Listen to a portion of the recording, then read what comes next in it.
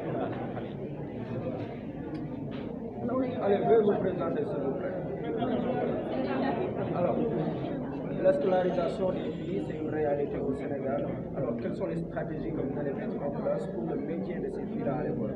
Voilà, nous nous réjouissons d'abord de la célébration de cette journée aujourd'hui ici au Centre Bob avec notre amis et sœurs de l'ABEC. Donc, comme vous le savez, aujourd'hui c'est la journée internationale des filles et la Fondation Khalil étant une organisation qui travaille pour l'éducation des filles. Le RABEC étant aussi une organisation qui travaille dans le domaine de l'éducation des filles, nous avons jugé nécessaire d'organiser cette célébration non seulement pour partager avec le Sénégal et l'opinion internationale ce que nous faisons en termes d'avancée dans le domaine de l'éducation des filles, mais également pour puisse laisser la parole, en tout cas aux filles, afin qu'elles puissent exprimer leurs besoins, partager leurs difficultés dans le domaine de l'éducation. Je pense que vous avez vu tout à l'heure la pièce théâtrale majestueuse qui a été présentée par les jeunes filles. Donc, nous nous focalisons principalement sur l'éducation et principalement l'obstacle à l'éducation des filles. Au Sénégal, comme vous le savez, il y a pas mal d'organisations internationales qui sont là. Il y a l'État du Sénégal également qui développe l'ensemble des stratégies pour assurer vraiment un accès universel à l'éducation. Mais il y a toujours beaucoup de difficultés. En 2020, la Fondation Khalil a mené une étude dans 5 régions du Sénégal pour comprendre les obstacles à l'éducation. Parce que, comme on dit, si tu ne comprends pas le problème, la solution que tu vas apporter va être une mauvaise solution, donc tu auras de l'argent perdu et du temps perdu. Quels sont ces obstacles-là? Donc, nous avons vu comme obstacle à l'éducation dans l'étude que nous avons menée que la question des mariages et des grossesses précoces est une grande préoccupation pour les filles. Donc, ce sont les filles mêmes qui nous ont partagé leur quotidien en nous expliquant qu'elles ont quitté l'école parce qu'ils ont été très tôt mariés ou bien parce qu'ils ont été victimes vraiment de grossesses précoces. On ne peut pas, je ne pourrais pas vous donner de chiffres exacts par rapport à la situation au Sénégal, mais dans les régions où nous avons mené cette étude, la région de Ziguinchor, la région de Diourbel, la région de Thiès et la région de la zone de Bounkiling dans le Sédhiou, donc cette préoccupation a été présentée comme étant un grand obstacle à l'éducation. Donc après ça aussi, beaucoup d'enfants, beaucoup de filles nous ont partagé une autre préoccupation qui est liée au fait que, en raison très souvent de l'effectif pléthorique dans les classes, elles n'ont pas bénéficié de l'accompagnement nécessaire. Cela veut dire qu'elles ne sont pas performantes à l'école parce qu'elles n'arrivent pas à avoir de très bonnes notes. Donc elles ont traîné les lacunes et à la maison, on les stigmatisait sur le fait qu'elles sont incapables de réussir parce qu'elles sont des nullards. Donc il ne faut pas réussir à l'école. Donc finalement, elles ont terminé par abandonner. Donc c'est un obstacle qui est identifié dans la plupart des régions par ces enfants qui sont très souvent laissés en rade. On appelle les derniers de la classe au Sénégal, très souvent on se moque de ces enfants. Donc c'est un obstacle que beaucoup d'enfants ont jugé important de mettre en exergue dans le cadre de cette étude. Quelles sont les conséquences de la répétition scolaire de la jeune? Donc aujourd'hui, les conséquences de la répétition scolaire de la jeune fille, je pense que les jeunes filles qui étaient là l'ont partagé dans le sketch.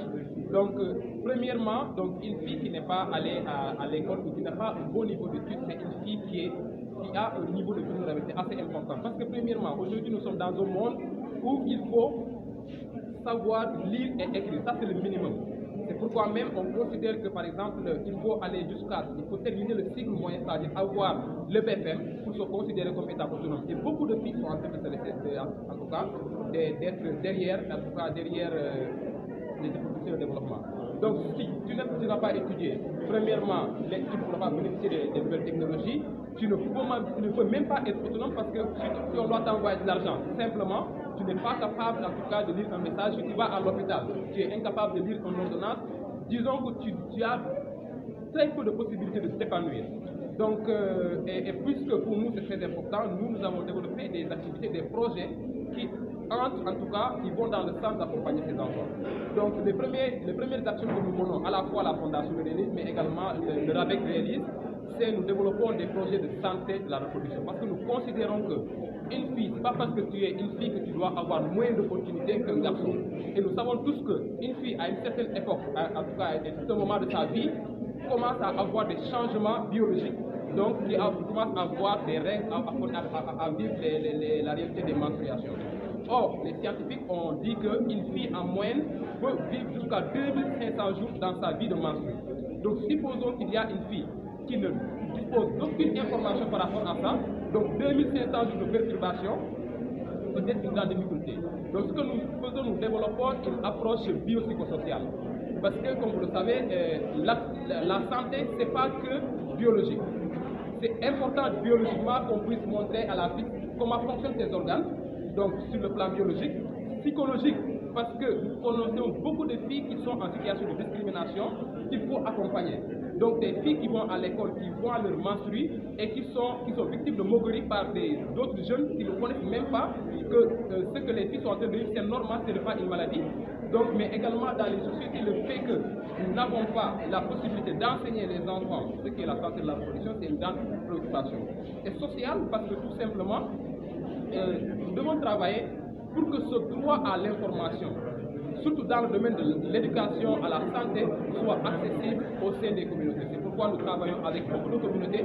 Dans les quartiers où nous intervenons, nous travaillons avec les Badianogor, avec les imams, avec les associations de jeunes, pour qu'on puisse faire comprendre à tout le monde que ce n'est pas on n'est pas en train de pervertir les jeunes en leur montrant exactement c'est quoi la gestion de tes règles, quelles sont les différentes façons de se protéger quand tu vois tes règles, comment tu dois gérer tes règles quand tu es en classe, parce que si on ne le fait pas, les filles, les jeunes vont apprendre ces informations ailleurs. Dans ce cas, est-ce qu'il y a une manque de dialogue entre les parents et beaucoup de sujets sont des tabous?